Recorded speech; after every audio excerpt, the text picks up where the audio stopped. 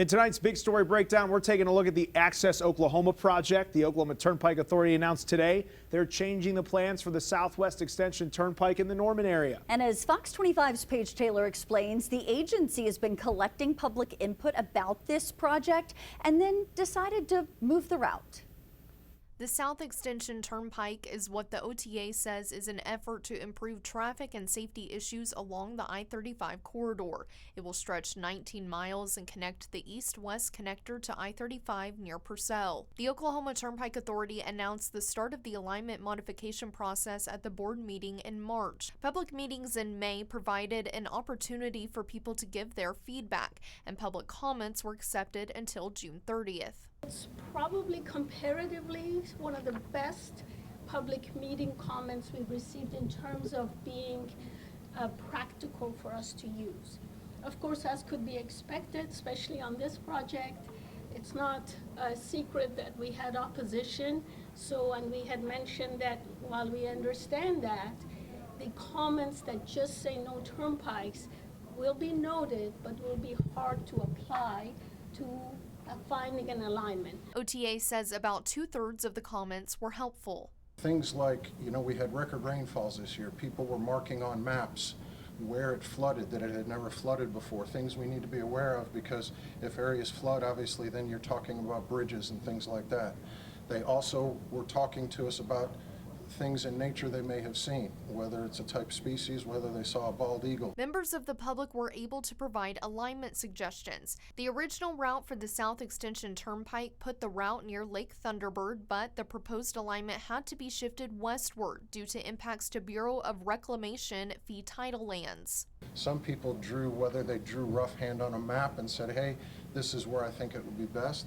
Some people went on a more engineering grade drawing. People providing constructive comments like we were asking for. It was really a breath of fresh air. Paige Taylor, Fox 25 News.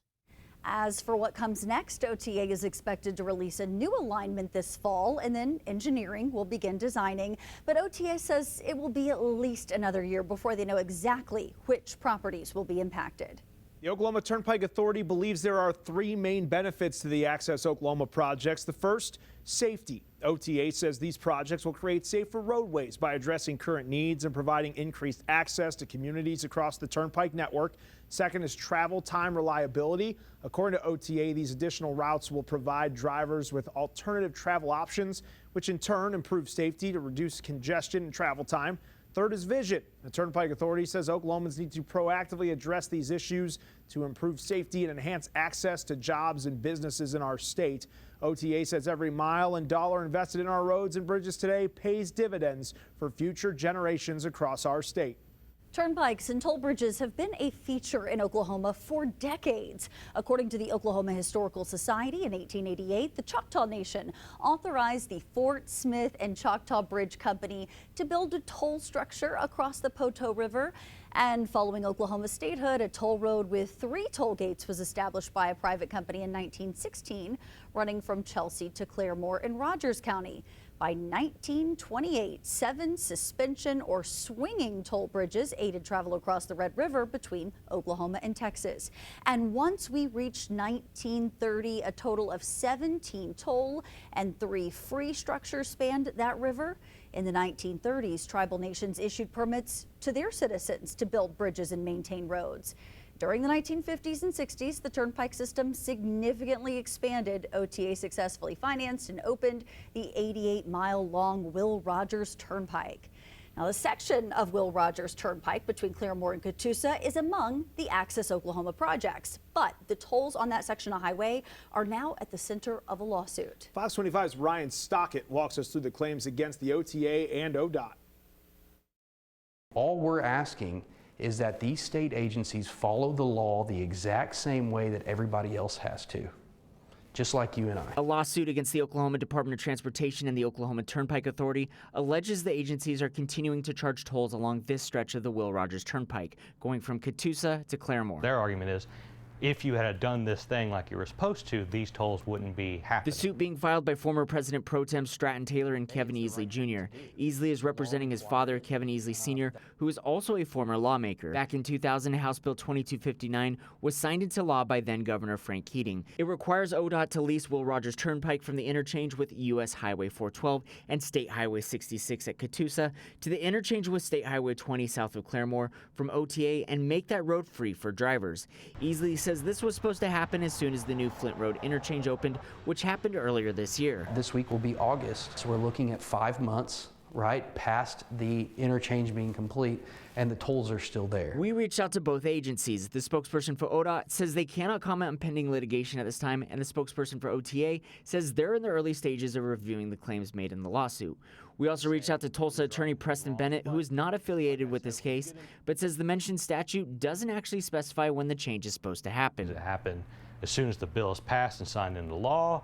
Does it happen upon completion of thing A or B? We don't know. I mean, the statute's pretty vague about that, and that's going to be, I think, an issue that pops up. Ryan Stockett, Fox 25 News.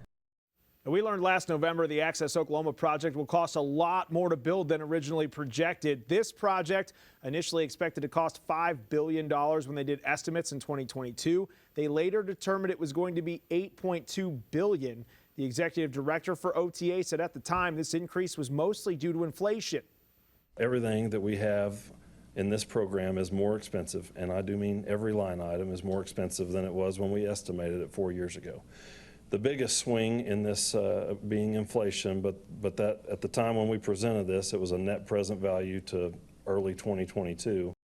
However, a state lawmaker told us at the time this change was announced, being over budget is a consistent problem for the Turnpike Authority.